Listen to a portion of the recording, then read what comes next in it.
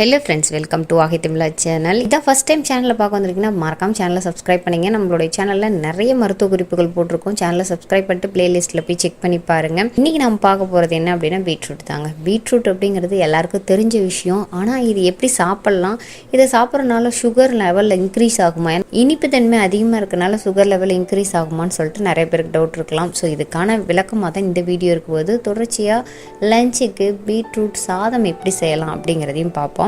சரி வாங்க வீடியோக்குள்ளே போகலாம். வீடியோக்குள்ளே போகிறதுக்கு முன்னாடி மறக்காமல் இந்த வீடியோக்கு ஒரு லைக் பண்ணிக்கங்க. உங்களுடைய கமெண்ட்டை மறக்காமல் வந்து போஸ்ட் பண்ணுங்கள். நீங்கள் கொடுக்கக்கூடிய ஒரு லைக்கும் கமெண்ட்டும் தான் அடுத்தடுத்த வீடியோ போஸ்ட் பண்ணுறதுக்கு எங்களுக்கு மிகப்பெரிய மோட்டிவேஷனாக இருக்கும். பீட்ரூட்னா அயன் சத்து நிறைஞ்சது. அனிமிக்காக இருக்கிறவங்க பீட்ரூட் எடுத்துக்கங்க பாம்பாங்க. ஹீமோக்ளோபின் லெவல் கம்மியாக இருக்கிறவங்களும் பீட்ரூட் எடுத்துக்க சொல்லுவாங்க. இல்லை விட்டமின் B1 அதிகமாக இருக்கிறதுனால ரத்தத்தில் சிவப்பணுக்களோட எண்ணிக்கை வந்து அதிகரிக்க செய்யும். அதனால் நம்மளுக்கு அனிமிக் பிரச்சனையிலேருந்து விடுபட்டுக்கலாம் அப்படிங்கிறது கண்டிப்பாக நிறைய பேருக்கு தெரிஞ்ச உண்மை தான். வேறு எந்த மாதிரி ப்ராப்ளம் இருக்கிறவங்க இதை சாப்பிட்லாம் அப்படின்னு கேட்டிங்கன்னா, அல்சர் பிரச்சனை இருக்கிறவங்க வாரத்தில் ஒரு 3 நாட்கள் இந்த பீட்ரூட் ஜூஸ் வந்து குடிக்கலாங்க. கிட்டத்தட்ட ஒரு 150 கிராம் பீட்ரூட்லன்னு பார்த்தீங்கன்னா ஒரு 58 கலோரிகள் வந்து அடங்கியிருக்கு. கார்போஹைட்ரேட் அளவு 13 இருக்குது. அடுத்து புரதம் வந்து 2 கிராம் இருக்குது. நார் சத்து 4 கிராம் இருக்குது. இரும்பு வந்து பார்த்திங்கன்னா 1.3 மில்லிகிராம் வந்து 150 கிராம்ஸில் இருக்குது. ஸோ இந்த மாதிரி விட்டமின் C இருக்குது, B1 இருக்குது, அடுத்து ஜிங்க் இருக்குது, பொட்டாசியம் இருக்குது. இந்த மாதிரி நிறைய சத்துக்கள் வந்து இதில் நிறைஞ்சிருக்கு. முக்கியமாக மற்ற காலங்களை விட குளிர்காலங்களில் தான் பீட்ரூட் அதிகமாக சாப்பிடணும். ஏன்னா ரத்தத்தோட அளவு வந்து அதிகரிக்க செய்கிறதுனால இந்த நேரங்களில் அதிகமாக சாப்பிட்றது உடலுக்கு ஆரோக்கியம். இந்த காயை சுகர் பேஷண்ட் சாப்பிட்லாமா அப்படின்னு சொல்லிட்டு டவுட் இருக்கலாம். கண்டிப்பாக எடுத்துக்கங்க. இது சர்க்கரையில் சுகரோட லெவலை வந்து குறைக்க தான் செய்யுது. இதில் இருக்கக்கூடிய ஒரு வகையான நார் சத்து வந்து ஹைப்பர் கிளைசீமியான்னு சொல்லக்கூடிய ரத்தத்தில் அதிகமாக சர்க்கரை சேரதை வந்து கட்டுப்பாட்டில் வைக்குதுன்னு சொல்கிறாங்க. இந்த பீட்ரூட்டை உணவாக சாப்பிடும்போது சாப்பாட்டுக்கு அப்புறம் ஏறக்கூடிய சுகர் லெவலை வந்து கண்ட்ரோல் பண்ணுது அப்படின்னு சொல்லிட்டு ஆராய்ச்சியில் கண்டுபிடிச்சிருக்காங்க.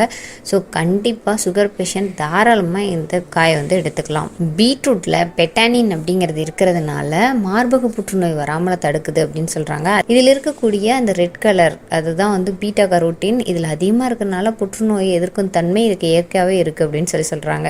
ஸோ வாரத்தில் ஒரு 3 நாள் பீட்ரூட் ஜூஸ் கொடுக்கலாம். 2 நாள் வந்து நீங்கள் பீட்ரூட் பொரியெல்லாம் செஞ்சு சாப்பிட்லாம். ப்ரெக்னென்ட் லேடிஸ் வந்து தாராளமாக இந்த பீட்ரூட் வந்து எடுத்துக்கலாம். இதில் வந்து போலிக் ஆசிட் இருக்கிறதுனால குழந்தைங்களுக்கு வந்து வளர்ச்சிக்கு ரொம்ப யூஸ்ஃபுல்லாக இருக்கும்.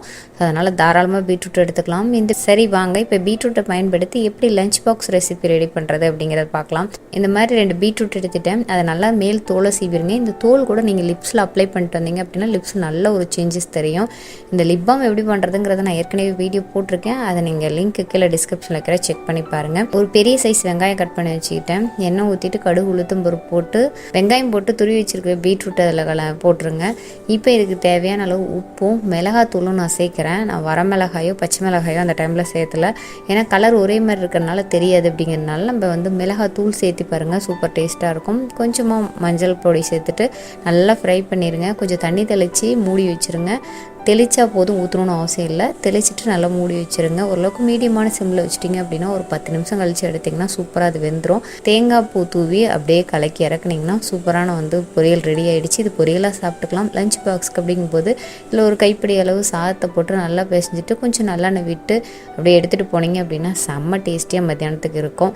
இது வந்து லஞ்ச் பாக்ஸ் ரெசிபியாகவும் வச்சுக்கலாம். ப்ளஸ் வந்து உங்களுக்கு ஹெல்த்தியான ஒரு ரெசிபி கொடுத்தோம் குழந்தைங்களுக்கு அப்படிங்கிற ஒரு சாட்டிஸ்ஃபேக்ஷனாக இருக்கும். கண்டிப்பாக இப்போ பீட்ரூட் வந்து சுகர் பேஷண்ட் சாப்பிடாம பீட்ரூட் சாப்பிட்டா என்னென்ன சத்துக்கள் இருக்குது அப்படிங்கிறத கண்டிப்பாக தெரிஞ்சிருப்பீங்கன்னு நினைக்கிறேன். இந்த மாதிரி நிறைய வீடியோஸ் நம்மளுடைய சேனலில் நம்ம ப்ளே பண்ணிட்டே இருக்கோம். இதை வந்து பார்க்கணுன்னு நினச்சிங்கன்னா மறக்காமல் சேனலை சப்ஸ்கிரைப் பண்ணிக்கோங்க. உங்களுக்கு பிடிச்சிருந்துன்னா மறக்காமல் ஒரு லைக் பண்ண மறந்துடாதீங்க. உங்கள் ஃப்ரெண்ட்ஸ் கூட ஷேர் பண்ணிக்க மறந்துடாதீங்க.